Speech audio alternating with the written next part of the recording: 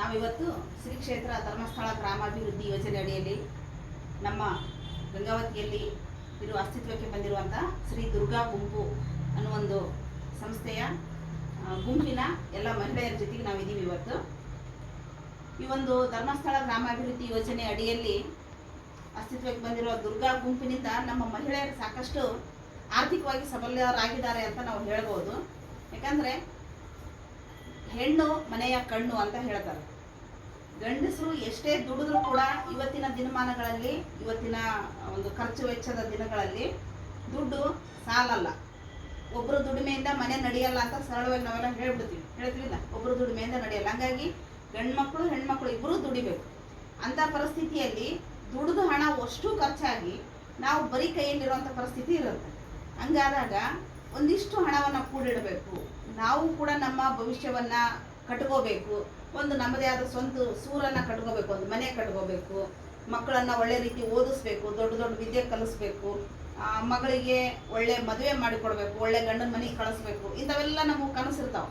ಮತ್ತು 4 ಜನರಿಗೆ ಸರಿಸಮನಾಗಿ ಬದುಕಬೇಕು ಅಂತ. ಇದಕ್ಕೆಲ್ಲವುದು ಏನಂದರೆ ಆರ್ಥಿಕ ಸಬಲರಾಗಿರ್ಬೇಕು. ನಾವು ಆರ್ಥಿಕವಾಗಿ ಸಬಲರಾಗಬೇಕು ಅಂತಂದರೆ ನಾವು ಒಂದಿಷ್ಟಿಷ್ಟು ದುಡ್ಡನ್ನು ಕೂಡಿಡಬೇಕು. ಮೊದಲೆಲ್ಲ ಏನು ಮಾಡ್ತಿದ್ವಿ, ನಾವು ಮನೆಯಲ್ಲಿ ಸಾಸಿವೆ ಡಬ್ಬೆಗೆ 10 ರೂಪಾಯಿ ಇಟ್ಟೆ, ಜೀರಿಗೆ ಡಬ್ಬೆಗೆ 5 ರೂಪಾಯಿ ಇಟ್ಟೆ, 1 ರೂಪಾಯಿ 2 ರೂಪಾಯಿ ಉಂಡಿ ಒಳಗೆ ಹಾಕಿದ್ವಿ. ಇಂಥವೆಲ್ಲ ಮಾಡ್ತಿದ್ವಿ. ನಿಮಗೆಲ್ಲ ನೆನಪಿದೆ ಏನಮ್ಮ? ಮಾಡ್ತಿದ್ವಿಲ್ಲ? ಅಂಥದ್ದೆಲ್ಲ ಮಾಡ್ತಿದ್ವಿ ಅವಾಗ. ಆದರೆ ಇವತ್ತೇನಾಗೈತೆ, ಅದೇ ಹಂತವನ್ನು ದೊಡ್ಡದಾಗಿ ಬಂದಿವಿ. ಯಾಕಂದರೆ ಇದಕ್ಕೊಂದು ಉದಾಹರಣೆ ಸುಧಾ ಮೂರ್ತಿ ಅವರು ನಿಮ್ಗೆಲ್ಲರಿಗೂ ಗೊತ್ತಾ? ಸುಧಾ ಮೂರ್ತಿ ಇನ್ಫೋಸಿಸ್ನ ಒಂದು ದೊಡ್ಡ ಹೆಣ್ಮಗಳಾಕಿ. ಟಿ ವಿಲೆಲ್ಲ ಬರ್ತಿರ್ತಾರೆ, ಸರಳವಾಗಿರ್ತಾರ. ಆಕಿ ಹೆಸರಿನಾಗೆ ಕೋಟಿಗಟ್ಟಲೆ ಆಸ್ತಿ ಐತಿ. ಅವ್ರು ಕೋಟ್ಯಾಂತರ ಜನರಿಗೆ ನೌಕರಿ ಕೊಟ್ಟಾರ. ಇನ್ಫೋಸಿಸ್ ಕಂಪ್ನಿ ಅಂತ ಒಂದು ದೊಡ್ಡದು, ನಿಮ್ಗೆ ಗೊತ್ತಿರ್ಬೋದು. ಇನ್ಫೋಸಿಸ್ ಕಂಪ್ನಿ, ಸುಧಾ ಮೂರ್ತಿ ಅವರು ಇನ್ಫೋಸಿಸ್ ಕಂಪ್ನಿಯನ್ನ ಅವ್ರ ಗಂಡ ಕಟ್ಟಿದ್ರು ಅಂದರೆ ಅವರಿಗೆ ಫಸ್ಟ್ ರೊಕ್ಕ ಕೊಟ್ಟಿದ್ದಾರೆ. ಅದ್ರ ಗಂಡನ ಹತ್ರ 1 ರೂಪಾಯಿ ಇರಲಿಲ್ಲ. ಗಂಡನ ಹತ್ರ ಒಂದು ಕಂಪ್ನಿ ಮಾಡ್ಬೇಕಂತ ಅದನ್ನ ಮನಸ್ಸು ಬಂತು, ಅದು ಒಂದು ಕನಸಿತ್ತು ಮಾಡಬೇಕು ಅಂತ. ಬಟ್ ಅವ್ರ ಹತ್ರ 1 ರೂಪಾಯಿ ಇರಲಿಲ್ಲ. ಅವಾಗ ಅವ್ರು ಸುಧಾ ಮೂರ್ತಿ ಅವರು ತಾವು ಕೂಡಿಸಿಟ್ಟಿದ್ದು. ಹಿಂಗೆ ಹೇಳಿದ್ವಲ್ಲ, ಸಾಸಿವೆ ಡಬ್ಬೆಗ ಜೀರಿಗೆ ಡಬ್ಬೆಗಿನ ರೊಕ್ಕ ನಾವು ಹುಡುಕಿ ತೆಗೆದು ಕೊಟ್ಟರೆ 10,000 ರೂಪಾಯಿ ಇತ್ತಂತ. ಆ 10,000 ರೂಪಾಯಿ ಗಂಡನಿಗೆ ಬಂಡವಾಳವಾಗಿ, ನಾರಾಯಣ ಮೂರ್ತಿ ಅವರಿಗೆ ಬಂಡವಾಳವಾಗಿ ಕೊಟ್ಟರೆ ಇವತ್ತು ಕೋಟ್ಯಾಂತರ ರೂಪಾಯಿ ಆಸ್ತಿ ನಮ್ಮ ಇಡೀ ಪ್ರಪಂಚದಲ್ಲಿ, ಭಾರತ ಅಷ್ಟೇ ಅಲ್ಲ ಇಡೀ ಪ್ರಪಂಚದಲ್ಲಿನೇ ಒಂದು ದೊಡ್ಡ ಕಂಪನಿಯಾಗಿ ಇವತ್ತು ಅದು ಹೆಸರು ಗಳಿಸಿದೆ. ಅದಕ್ಕೆ ಮೂಲ ಕಾರಣ ನಾರಾಯಣ ಮೂರ್ತಿ ಅವರು ಇರ್ಬೋದು, ಆದ್ರೆ ಅದ್ರ ಹಿಂದೆ ಇರುವಂಥ ಶಕ್ತಿ ಸುಧಾ ಮೂರ್ತಿ ಅವರು. ಅದ್ರಂಗೆ ನೀವು ನಿಮ್ಮ ಮನೆಗೆ ನಿಮ್ಮ ಗಂಡನಿಗೆ ಸಹಾಯ ಮಾಡಿರ್ತೀರಿ. ಎಲ್ಲೋ ಹೊಂಟಿರ್ತಾರ ಯಜಮಾನರು, ಅವಾಗ ಅಲ್ಲಿ ರೊಕ್ಕ ಇರಲ್ಲ. ಮಗಳನ್ನ ಗಂಡನ ಮನೆಯಿಂದ ತವ್ರ ಮನೆಗೆ ಕರ್ಕೊಂಡ್ಬರ್ಬೇಕಂತ ಹೇಳಿರ್ತಾರ, ಬಸ್ ಚಾರ್ಜಿಗೆ ಇರಲ್ಲ. ಕೇಳಿದಾಗ ಏನು ಮಾಡ್ತೀವಿ, ನೀವು ತಡಿ ಕೊಡ್ತೀನಿ ಅಂತ ಡಬ್ಬೆಗಿನ ತೆಗೆದು ಕೊಡ್ತಿರ್ತೀವಿ. ಇಂಥವೆಲ್ಲ ಮಾಡೀವಿ. ಆದರೆ ಅದಕ್ಕಿಂತ ಜಾಸ್ತಿ ದುಡ್ಡು ಸೇಕರಿಸ್ಬೇಕು, ಕೂಡಿಡಬೇಕು ಅಂತಂದ್ರೆ ನಾವೇನು ಮಾಡ್ತೀವಿ, ಇಂಥ ಗುಂಪುಗಳು ನಮಗೆ ಅನುಕೂಲ ಆಗ್ಯಾವ. ಹಾಗ್ಯಾವಿಲ್ಲಮ್ಮ? ಹಾಗ್ಯಾವಿಲ್ಲ. ಈ ಗುಂಪುಗಳಿಂದ ಏನು ಮಾಡ್ತೀವಿ, ನಾವು ಚೀಟಿ ಎತ್ತೀವಿ, ಚೀಟಿ ಎತ್ತಿ ವಾರ ಇಂತಿಷ್ಟು ಅಂತ ಕಟ್ಕೊಂತ ಹೋಗ್ತೀವಿ. ಈಗ ಬ್ಯಾಂಕಿಗೆ ಹೋಗಿ ನಾವು ಸಾಲ ಸಿಗುತ್ತೆ, ಇಲ್ಲ ಅಂತ ಹೇಳಲ್ಲ. ಬ್ಯಾಂಕ್ನಲ್ಲಿ ಪ್ರೊಸೀಜರ್ಗಳು ಭಾಳ ಇರ್ತವೆ. ಆದರೆ ಈ ಗುಂಪುಗಳಲ್ಲಿ ಧರ್ಮಸ್ಥಳ ಗ್ರಾಮಾಭಿವೃದ್ಧಿ ಯೋಜನೆ ಗುಂಪಾಗಿರ್ಬೋದು, ಸ್ವಸಹಾಯ ಗುಂಪಾಗಿರ್ಬೋದು, ಸ್ತ್ರೀ ಶಕ್ತಿ ಗುಂಪುಗಳಾಗಿರ್ಬೋದು, ಇವೆಲ್ಲ ಏನಾಗ್ತಾವಂದ್ರೆ ಮಹಿಳೆಯರನ್ನ ಒಂದು ಮಹಿಳೆಯರಿಗಾಗಿನೇ ಆಗಿರುವಂಥ ಗುಂಪುಗಳು. ಇದರಿಂದನೇ ನಾವು ಎಮ್ಮೆ ಕೊಂಡುಕೊಂಡು ಭಾಳಷ್ಟು ಜನರು ನೋಡ್ತೀವಿ, ಹೈನುಗಾರಿಕೆ ಮಾಡೋದು ನೋಡಿದ್ದೀವಿ. ಮಾಡ್ಯಾರಲ್ಲ, ಹೈನುಗಾರಿಕೆ ಮಾಡ್ತಾರ. ಎಮ್ಮೆ ಕೊಂಡ್ಕೊಂಡು ನಾವು ಹಾಲು ಮೊಸರು ಅದರಿಂದ ಅವರು ಮುಂದಕ್ಕೆ ಬಂದಿರೋದು. ಹಾಗೆ ರಾಟಿ ಕೊಂಡ್ಕೊಂತಾರ, ರಾಟಿ ಒಲೆಯೋದು ಮಿಷಿನ್ ಇಡ್ತಾರೆ. ಆಮೇಲೆ ಇತ್ತೀಚಿನ ದಿನಗಳಲ್ಲಿ ಮಕ್ಕಳಿಗೆ, ಗಂಡು ಮಕ್ಕಳಿಗೆ ಮೊಬೈಲ್ ಶಾಪ್ಗಳು ಇಟ್ಕೊಡೋದು, ಚಹಾ ಅಂಗಡಿಗಳು ಇಟ್ಕೊಡೋದು. ಅದಕ್ಕೆಲ್ಲ ರೊಕ್ಕ ಯಾರು? ದೊಡ್ಡ ದೊಡ್ಡ ಬ್ಯಾಂಕ್ಗಳು ಕೊಡಲ್ಲ, ನಿಮ್ಮಂಥ ಗುಂಪುಗಳೇ ಎತ್ತಿ ಕೊಡ್ತಾವೆ. ಈಗ ಉದಾಹರಣೆ ಹೇಳ್ಬೇಕಂದ್ರೆ ಇಲ್ಲಿ ಈ ಮನೆ ಆಗಿರೋದೇ ಅಂತ ಒಂದು ಗುಂಪಿನಿಂದ, ಹೌದಲ್ಲಮ್ಮ? ಈ ಗುಂಪಿನಲ್ಲಿ ಎತ್ತಿರುವಂಥ ಚೀಟಿ ದುಡ್ಡಿನಿಂದ ಇವೆಲ್ಲ ಏನಾಗ್ತಾವೆ, ನಮಗೆ ಆರ್ಥಿಕ ಸಬಲೀಕರಣ ಅಂದ್ರೆ ಶಕ್ತಿಯನ್ನು ತುಂಬಿರೋದು. ಅಂಥದಕ್ಕೆ ಈ ಗುಂಪುಗಳೆಲ್ಲ ನಮಗೆ ಅನುಕೂಲ ಆಗ್ಯಾವ. ಹಾಗೆ ನೀವು ಕೂಡ ಮುಂದೆ ನಿಮ್ಮಲ್ಲಿ ಒಬ್ಬರು ಸುಧಾ ಮೂರ್ತಿ ಇರ್ತಾರ, ನಿಮ್ಮ ಗಂಡದ್ರಲ್ಲಿ ಒಬ್ಬ ನಾರಾಯಣ ಮೂರ್ತಿ ಇರ್ತಾರ. ಅವರನ್ನ ನೀವು ಎತ್ತಿ ಮುಂದಕ್ಕೆ ತರಬೇಕು ಅಂತಂದ್ರೆ ಇವು ನಿಮಗೆ ಅನುಕೂಲ ಆಗ್ತಾವೆ. ಅದಲ್ಲಮ್ಮ, ನೀವು ಹೇಳ್ರಿ, ಈಗ ಈ ಗುಂಪಿನಿಂದ ನಿಮಗೆ ಏನೇನು ಅನುಕೂಲ ಆಗಿದೆ ಅಂತ? ಮಕ್ಕಳಿಗೆಲ್ಲ ವಿದ್ಯಾಭ್ಯಾಸಕ್ಕೆ ಅನುಕೂಲ ಆಗಿದ್ದಾರೆ. ನಾವೀಗ ಮಕ್ಕಳನ್ನ ಒಂದು ಹಂತದವರೆಗೆ ಓದಿಸೋಕೆ ಶಕ್ತಿ ಇರುತ್ತೆ ನಮಗೆ. ಮುಂದೆ PUC ದಾಟಿ ನಾವು ಇಂಜಿನಿಯರಿಂಗ್ ಕಳಿಸ್ಬೇಕು, ಡಾಕ್ಟರ್ ಕಳಿಸ್ಬೇಕು, ಇನ್ನೊಂದು ಯಾವುದೋ ಕೋರ್ಸಿಗೆ ಕಳಿಸ್ಬೇಕು ಅಂತ ಒಂದೇ ಸಲಕ್ಕೆ ಅಷ್ಟು ದುಡ್ಡು ನಮ್ಮ ಹತ್ರ ಇರೋಲ್ಲ. ನಾವೇನೋ ಮಾಡ್ತೀವಿ ಅಂತಂದ್ರೂ ಕೂಡ ಸಾಲ ಮಾಡಿ ಅದ್ರ ತುಪ್ಪ ತಿನ್ನುವಂಥ ಒಂದು ಹಿರಿಯರು ಒಂದು ಮಾತು ಹೇಳ್ಬಿಟ್ಟಾರ. ಸಾಲವನ್ನು ಯಾರು ಮಾಡ್ತಾರಂತಂದ್ರೆ ಅದನ್ನು ತೀರ್ಸೋಕೆ ನನ್ನ ಹತ್ರ ಶಕ್ತಿ ಐತಿ ಅಂತ ಅಂದಾಗನೇ ನಾವು ಸಾಲ ಮಾಡ್ತೀವಿ. ಹೌದಾ? ಅಂಥ ಶಕ್ತಿಯನ್ನು ತುಂಬಿರೋದು ಇಂಥ ಗುಂಪುಗಳು. ಹೌದ್ರೆ? ಹಾಗಾಗಿ ನಾವು ಮೊದಲೇನಾಗಬೇಕು, ಸಬಲರಾಗಬೇಕು. ಆವಾಗ ನಾವು ಮುಂದೆ ಬರೋದಕ್ಕೆ ಸಾಧ್ಯ. ಮುಂದೆ ಬರ್ತೀವಿ, ನಾವು ಕೂಡ ಸಮಾಜದಲ್ಲಿ 4 ಜನರಂಗ ಬದುಕೋದಕ್ಕೆ ದಾರಿ ಆಗುತ್ತೆ. ಮೊದಲೆಲ್ಲ ಏನು ಮಾಡ್ತಿದ್ವಿ, ಭಾಳಷ್ಟು ಜನರಿಗೆ ಕೈಯಲ್ಲಿ ರೊಕ್ಕ ಆಡ್ತಿರ್ಲಿಲ್ಲ. ಬಡತನ ರೇಖೆಗಿಂತ ಕಡಿಮೆ ಇದ್ರೊಳಗೆ ಬದುಕ್ತಾ ಇದ್ರು. ಇವತ್ತು ನಾವು ಒಂದು ಮುಂದೆ ಬಂದೀವಿ ಅಂತಂದ್ರೆ ನಾವು ಸಬಲರಾಗಬೇಕು, ನಮ್ಮ ಹತ್ರ ದುಡ್ಡು ಇರಬೇಕು. ಈಗ ಸುಧಾಮೂರ್ತಿ ಅವ್ರದ್ದು ಹೇಳಿದ್ವಿ ನಾವು. ಅವ್ರು ಏನು ಮಾಡಿದ್ರು, ಇಲ್ಲೇ ರಾಯಚೂರಲ್ಲಿ ಸುಮಾರು 3,000 ಜನ ದೇವದಾಸಿಯರಾಗಿ ಇದ್ರವರು. ಅವ್ರನ್ನೆಲ್ಲ ಬಿಡಿಸಿ ಅವ್ರಿಗೊಂದು ಉದ್ಯೋಗವನ್ನು ಹಚ್ಕೊಡ್ರು. ಏನಂದ್ರೆ ಕೌದಿ ಹೊಲಿಯುವಂಥ ಉದ್ಯೋಗ ಹಚ್ಕೊಟ್ರು. 3,000 ಮಂದಿ ದೇವದಾಸಿಯರು ಅದನ್ನ ಬಿಟ್ಟು ಇವತ್ತು ಕೌದಿ ಹೊಲ್ಕೊಂಡ ಆ ಮೊದಲು ಇದ್ದ ಕೆಲಸನ ಬಿಟ್ಕೊಟ್ಟು ಇವತ್ತು ಒಂದು ಗೌರವಯುತವಾದ ಜೀವನ ಮಾಡಕತ್ತಾರ. ಎದಕ್ಕಂತಂದ್ರೆ ಇಂಥ ಒಂದು ಸಹಾಯದಿಂದ,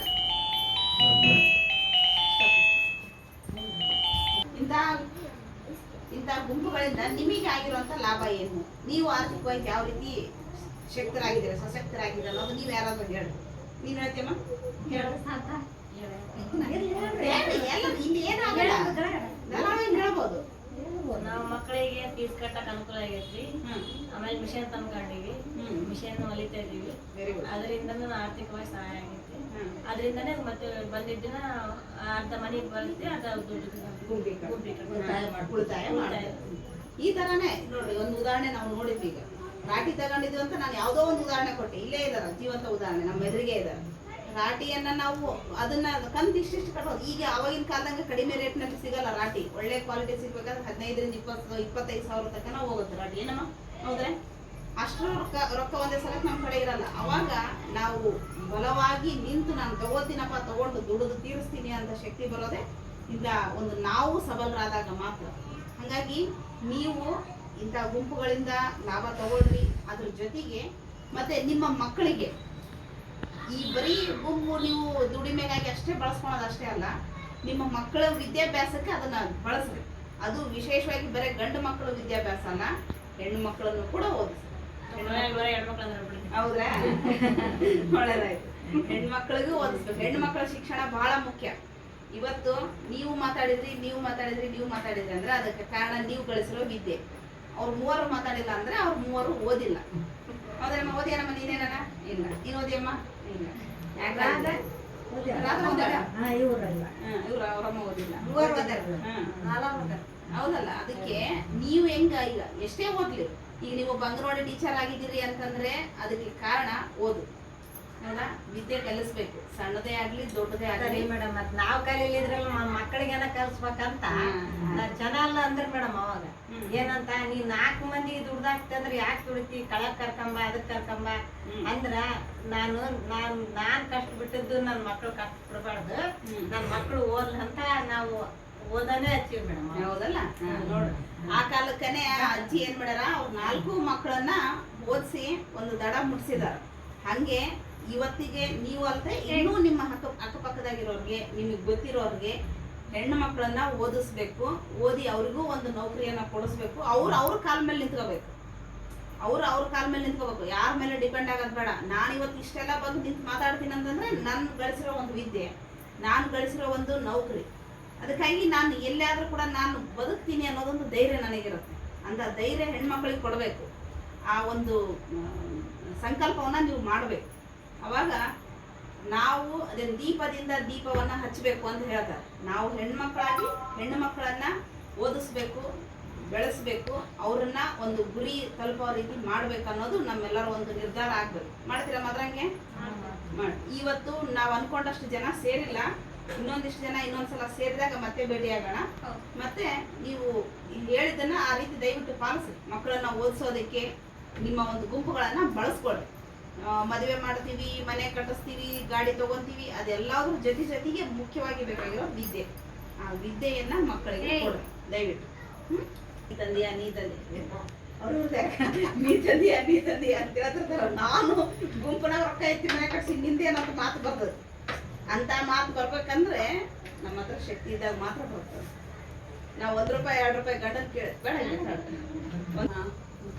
ಸರಿ ಅಮ್ಮ, ಹಂಗಂದ್ರೆ ಈಗ ನೀವು ಈ ಗುಂಪುಗಳಿಂದ ನಿಮಗೆ ಏನ್ ಲಾಭ ಆಗೈತೆ, ಮತ್ತೆ ನೀವು ಆ ಗುಂಪಿನಿಂದ ಮತ್ತೆ ಎಷ್ಟು ಉಳಿತಾಯ ಮಾಡಿರಿ? ಬರೀ ಸಾಲ ತಗೊಳೋದು ಕಟ್ಟೋದು ಅಷ್ಟೇ ಅಲ್ಲ, ನೀವು ನಿಮಗಾಗಿ ಅಂತ ಒಂದಿಷ್ಟು ಇಡಿಗಂಟು ಉಳಿಯುತ್ತೆ ಗುಂಪಲ್ಲಿ, ಅದನ್ನ ಯಾವ ರೀತಿ ಉಳಿಸಿದಿರಿ ಅಂತ ಹೇಳ್ರಿ. ಆಮೇಲೆ ಇನ್ಶೂರೆನ್ಸ್ ಮಾಡ್ಸಾರೇನೋ, ಉಳಿತಾಯನೇ ಇದಾರೆ, LIC ದಿನದೆ LIC ನಾವು ಮಾಡ್ಸಿದಾರೆ, LIC ಇದಾರೆ ಅದ್ರೊಳಗೆ. ಹಾ, ಹಾ. ಮಂಜುನಾಥ್ ಗುಂಪಿನಾಗ LIC LIC ಕೂಡ ಇದೆ ನೋಡಿ, ನೀವು ಒಂದು ಲೈಫ್ಗೆ ಒಂದು ಗ್ಯಾರಂಟಿಯನ್ನು ಕೊಡ್ತಾರೆ. ಆರೋಗ್ಯ ವಿಮೆ ಇದೆ. ಆರೋಗ್ಯ ವಿಮೆನೂ ಇದೆ ರೀ. ಹೌದು. ವರ್ಷಕ್ಕೊಂದ್ಸಲ ಆರೋಗ್ಯ ಕಾರ್ಡ್ ಇರ್ತಾರೆ. ಆರೋಗ್ಯ ಕಾರ್ಡ್ ಇರ್ತಾರೆ. ಅವ್ ಮನೆಗೆ ಫ್ಯಾಮಿಲಿಗೆ ಮಾತ್ರ ಇಬ್ರಿಗೆ ಇರ್ತದೆ. ಅದು ಇನ್ನೊಂದು ಕಾರ್ಡ್ ಇದೆ ರೀ, ಅದು ಸದಸ್ಯರಿಗೆಲ್ಲ ಮಾಡಿಸಿದ್ರೆ ಸದಸ್ಯರಿಗೆಲ್ಲ ಬರ್ತೈತಿ. ನಾವು ಒಂದು ಸಿಂಗಲ್ ಮಾಡ್ಕೊಂಡ್ರಿ, ಬರೀ ಡಬಲ್ ಅಷ್ಟೇ, ಗಂಡ ಹೆಂಡತಿಗೆ ಅಷ್ಟೇ ಸಂಬಂಧಪಟ್ಟು ಮಾಡ್ಕೊಂತೀವಿ. ವರ್ಷಕ್ಕೊಂದ್ಸಲ ಮಾಡಿಸ್ಬೇಕು, ಅವ್ರು ರಿನ್ಯೂವಲ್ ಮಾಡಿಸ್ಬೇಕು ನಾವು ವರ್ಷಕ್ಕೊಂದ್ಸಲ. ಈಗ ನೀವು ಗುಂಪಲ್ಲಿ ಸಾಲ ಎತ್ತೀರಂದ್ರೆ ಎಷ್ಟು ಬಡ್ಡಿ ಇನ್ನು ಎಷ್ಟು ಪರ್ಸೆಂಟೇಜ್ ಐತಿ ನಿಮ್ಗೆ? ನಮ್ಗೆ 50% ಐತಿ. 50-50ವರೆ 50 ಅಷ್ಟು ಬಡ್ಡಿ ಕಟ್ತೀರಿ. ಹಂಗಾರೆ ನೀವು ಅದ್ರೊಳಗೆ ಉಳಿಸಿರೋದು ಎಷ್ಟು? ವಾರ ಎಷ್ಟೆಷ್ಟು ಕಟ್ತೀರಿ? ಉಳಿತಾಯ ಅಂತಾನೆ ಉಳಿತಾಯ ಕಟ್ತೀರಿ. 30% ಉಳಿತಾಯ ಬೇರೆ ಕಟ್ತೀರಿ. ನಮಗೆ ಬೇಕಂದ್ರೆ ದುಡ್ಡು ತಗೊಂತೀವಿ, ಇಲ್ಲಾಂದ್ರೆ ನಮ್ದು ಉಳಿತಾಯ ಇರ್ತದೆ. ಉಳಿತಾಯ ನಿಮ್ಮ ಹೆಸರಿಗೆ ಹಂಗೆ ಉಳ್ಕೊಂಡು ಅದು ನಿಮಗೆ ನನ್ನ ರೊಕ್ಕ ಅಲ್ಲೇ ಐತೆ, ನಾನ್ ಜಮಾ ಮಾಡಿ ನಾನು ಒಂದು ಹೆಮ್ಮೆ ಐತಲ್ಲ ನಿಮಗೆ, ಹೌದಲ್ರಿ? ಹಾ, ಅಂತ ಒಂದು ಹೆಮ್ಮೆಯನ್ನ ಕೊಡೋದೇ ಇಂಥ ಗುಂಪುಗಳು. ಅದಕ್ಕಾಗಿ ಹಾಕಿದ್ರೆ ಟಪ್ಪನ ಹೊಡೆದು ತಗೊಂಡ್ಬಿಡ್ತೀವಿ. ಅದು ಇಲ್ಲಂದ್ರೆ ನಂಗೆ ಬರಂಗಿಲ್ಲ, ಇದು ನನ್ನ ಕೈಯಾಗಿರಲ್ಲ. 10 ಜನ ನೋಡಿದ್ರೆ ಇರ್ತೈತಿ, ಹಂಗಾಗಿ 10 ಜನದ ಇದ್ರೆ ಸಮಸ್ಯೆ ನಮ್ಮ ಮನೆಯಾಗಿದ್ರೆ ದುಡ್ಡು ಸಣ್ಣ ಪುಟ್ಟದಕ್ಕೆ ಮಕ್ಳು ಏನೋ ಬೇಕು ಅಂತ ಹಠ ಮಾಡಿದ್ರಂದ್ರೆ ಹೋಗಿ ನಾವೇನ್ ಮಾಡ್ತೀವಿ, ಡಬ್ಬೆ ಹೊಡೆದು ಕೊಡ್ಬಿಡ್ತೀವಿ. ಅಲ್ಲಿ ಕೊಡಂಗಿಲ್ಲ. ಕೊಡಕ್ಕಾಗಲ್ಲ. ಅದು ನಮಗಾಗಿ ನಮ್ಮ ಹೆಸರಿಗೆ ನಮ್ದಂಬದಿಲ್ಲ, ಇದು ಸದಸ್ಯರು ಇಲ್ಲ ಇರ್ತೈತಲ್ಲ, ಹಂಗಾಗಿ ಎಲ್ಲಾರ ನೋಡಕ್ಕೆ ಇರ್ತೈತಿ. ನಮ್ದಂಬದ್ ಮುಂಬಿಲ್ಲ, ಎಲ್ಲರ ಅಂಬದ ಮುಂದೆ ಇದು. ಈಗ ನೀವು ಈ ರೀತಿ ನೀವೇನು ಇದರಿಂದ ಶಕ್ತಿಯನ್ನ ತಗೊಂಡಿರೋ ಅದೇ ರೀತಿ ಈಗ ನಿಮ್ ಗುಂಪಲ್ಲಿ ಎಷ್ಟು ಜನ ಇದ್ರು ಒಟ್ಟು ನೀವು? 12 ಜನ ಇದ್ರು. ಇನ್ನೂ ಒಂದಿಷ್ಟು 12 ಜನ ಸೇರಿಸಿ ಹಂಗೆ ಅವರಿಗೂ ಕೂಡ ಹೇಳ್ರಿ, ಇದರಿಂದ ನಾನು ಇಷ್ಟಿಂದ ಲಾಭ ತಗೊಂಡಿನಿ, ನೀನು ಬಂದು ಸೇರ್ಕೊ, ನಿನಗೂ ಲಾಭ ಸಿಗುತ್ತೆ. ನಿಮ್ಗೆ ಸೇರ್ಸ್ಲಿಲ್ಲ, ಹೊಸ ಹೊಸ ಮಾಡಕ್ಕೆ ಪ್ರೇರಣೆ ಕೊಡ್ರಿ. ಅದಕ್ಕೆ ಮಾಡೋದ್ರಿಂದ ಅವರು ಕೂಡ ಆರ್ಥಿಕವಾಗಿ ಬಲಿಷ್ಠರಾಗ್ತಾರ, ಸಬಲರಾಗ್ತಾರ ಅಂತ ಒಂದು ಶಕ್ತಿಯನ್ನ ಅವ್ರಿಗೂ ತುಂಬ್ರಿ. ನಿಮ್ಮ ಜೊತೆಗೆ ಇನ್ನೂ 10 ಮಂದಿನ ಸೇರಿಸ್ಕೊಳ್ರಿ, ಸಂಘವನ್ನ ಬೆಳೆಸ್ರಿ, ಶಕ್ತಿಯನ್ನ ತುಂಬಿಕೊಳ್ರಿ. ಹೆಣ್ಣು ಮಕ್ಕಳು ಯಾರಿಗೂ ಕಡಿಮೆ ಇಲ್ಲ, ನಾವು ಸ್ಟ್ರಾಂಗ್ ಅಂತ ತೋರಿಸ್ಬೇಕು. ಎಲ್ಲಾರು ಪ್ರತಿಯೊಬ್ಬರು ಅದಾರ ಬಿಡ್ರಿ ಮಂಜುನಾಥ್. ಹೌದಲ್ಲ? ಎಲ್ಲರೂ ಅದಾರ. ಇಲ್ಲದ್ರೆ ಬೇರೆಯವ್ರ ಕಡೆ ಹೋದ್ರು ಇವು 10,000 ಕೊಡ್ಬೋದು, 20,000 ಕೊಡ್ಬೋದು, 50,000 ಗಟ್ಲೆ ಯಾರು ಕೊಡಲ್ಲ. 1 ಲಕ್ಷ ಗಟ್ಲೆ ಸಾಲ ಕೊಡ್ತಾರೆ. ಬ್ಯಾಂಕ್ ಉಳಿಸ್ಕೊಂಡು ಹೋಗ್ತೀವಿ, ಅದ್ರ ಮೇಲೆ ಡಿಪೆಂಡ್. ನಮ್ಮ ಮೇಲೆ ಡಿಪೆಂಡ್. ಒಬ್ಬೊಬ್ರ ಮನ್ಯಾಗ ಇಬ್ಬಿಬ್ರು 3 ಅದಾರ ಮಂಜುನಾಥ್. ಅಂದ್ರೆ ಚೆನ್ನಾಗೈತ್ರಿ. ಅಂದ್ರೆ ನಮ್ ಕೈಯಾಗಿದೆ ಅದು. ನಾವು ಎಷ್ಟು ಮಟ್ಟಿಗೆ ಅದನ್ನ ಕಟ್ತೀವಿ ನಮಗೆ ಅಷ್ಟೇ ಬರುತ್ತೆ. ಲಾಭ ಇದೆ. 1 ಲಕ್ಷ ತನ ಬಡ್ಡಿ ಜಾಸ್ತಿ ಕೊಡ್ತಾರೆ. ಈ ಗುಂಪಿನಗಳಿಗೆಲ್ಲ ಬಡ್ಡಿ ಜಾಸ್ತಿ ಇಲ್ಲ. ಹಂಗಾಗಿ ಗಂಟು ಹೋದಕ್ ಮೇಡಮ್ ಬಡ್ಡಿ ಬಡ್ಡಿನೇ ಹೋಗ್ತದೆ. ಈ ಬ್ಯಾರೆ ತಗದು ನಾವು ಬರೀ ಬಡ್ಡಿ ಕಟ್ಟಬೇಕು ಮೇಡಮ್. ಬರೀ ಬಡ್ಡಿ ಅಸಲು ಅಷ್ಟೇ ಕಟ್ಕೊಂತಾರೆ, ಬಡ್ಡಿನಂತ ಕಟ್ಕೊಂತಾರೆ. ಅಸಲು ಒಂದೇಟಿಗೆ ಬರಂತಾರೆ. ಅಸಲು ಬಡ್ಡಿ ಎರಡು ನಮ್ಮ ಅನುಭೂತಿಯಿಂದಾಗಿ ನಾವು ಒಬ್ಬರದ್ದು ಋಣ ಮುಟ್ಟಿಸ್ಬೇಕಂದ್ರೆ ನಾವು ಗುಂಪು ಕಟ್ಟಬೇಕು. ಯಾರ್ ನೋಡಿ ಕೊಡ್ತಾರೆ? ನಮ್ಮ ಹೆಣ್ಣು ನಮ್ಮ ಬರೀ ಆಧಾರ್ ಕಾರ್ಡ್ ಮೇಲೆ ಕೊಡ್ತಾರೆ. ಆ ಒಂದು ಅನುಕೂಲ ಬೇರೆ ಎಲ್ಲಿ ಇಲ್ಲ. ಬೇರೆ ಯಾವುದೇ ಬ್ಯಾಂಕಿಗೆ ಹೋದ್ರೆ 10 ಡಾಕ್ಯುಮೆಂಟ್ಸ್ ನಾವ್ ಏನೇ ಕೊಡಕ್ ಹೋದ್ರೆ ನೀಡಕ್ ಹೋದ್ರೆ ಸಾಮಾನ್ಯ ಕೇಳ್ತಾರೆ, ಏನಾದ್ರು ಕೊಡ್ರಿ ಬಡ್ಡಿ ಬಡ್ಡಿ ಏನೋ ಸಾಮಾನು ಕೇಳ್ತಾರ. ಬ್ಯಾಂಕಿಗೆ ಬಂಗಾರ ತಂದು ಒತ್ತಿಟ್ರೆ ಮಾತ್ರ ರೊಕ್ಕ ಇಲ್ಲಿ ಊರ್ ಮನೆ ಕೇಳ್ತೀವಿ ಮೇಡಮ್, ನಿಮ್ಗೆ ಏನೈತೆ ಮನೆ ಬರ್ಕೊಡ್ತಾರ, ಕಾಗದ ಪತ್ರ ಕೊಡ್ತಾರ. ಇಲ್ಲಿ ನಾವು ಸಾಲ ತರಕ್ ಹೋದ್ರೆ ಲೋಕಲ್ ಹೋದ್ರೆ ಅವರು ಕೂಡ ಅದನ್ನೇ ಕೇಳ್ತಾರೆ. ಯಾರು ನಂಬಲ್ಲ. ಆದ್ರೆ ಗುಂಪುಗಳು ನಮ್ಮ ಆಧಾರ್ ಕಾರ್ಡ್ ಸಾಲ ಕೊಡ್ತಾರೆ. ಅದನ್ನೇ ಮೇಡಮ್ ಮೊನ್ನೆ ಇದು ಗುಂಪಿಂದ ಸೋಮವಾರ ಗುಂಪು ಕಟ್ತೀವಿ ಮೇಡಮ್. 1-2-3 ಎಲ್ಲ ಇವ್ರು ಹೆಣ್ಮಗಳು ಇನ್ನೊಬ್ಬ ಹೆಣ್ಮಗಳು ಕೈ ಕೊಟ್ಬಿಟ್ರು. ಇವ್ರು ಸಾರ್ ಮುಖಾಲೆ ಬಿಟ್ಬಿಟ್ಟಾರೆ. ಇರ್ಲಿ ಬಿಡು, ನನಗೆ ನಾವು ಬೈರಂಗ ಮಾಡಂಗಲ್ಲ ಅಲ್ಲ, ನಾನು ಸಾರಿಗೆ ಬೈಬಾರ್ದ ಮಾಡ್ಕೊಂಡ್ರೆ ಮೇಡಮ್. ನಾನು ಸಾರು ನಮ್ಮನ್ನ ಏನ್ ನೋಡಿಕೊಟ್ಟಾರ ಅವ್ರಿಗೆ ಬೈಬಾರ್ದ್ರಿ, ಅವರು ನಮ್ಮಂಗ್ ಬಂದಿರ್ತಾರ ಅಂತ. ಅದಕ್ಕೆ ನಾನು ಬೈದಿನ್ರಿ ಇವ್ರಿಬ್ರಿಗೆ, ಬೈಬಾರ್ದು ಸಾರಿಗೆ ಅಂತ. ಹೌದು. ಅದ್ರ ಜೊತೆ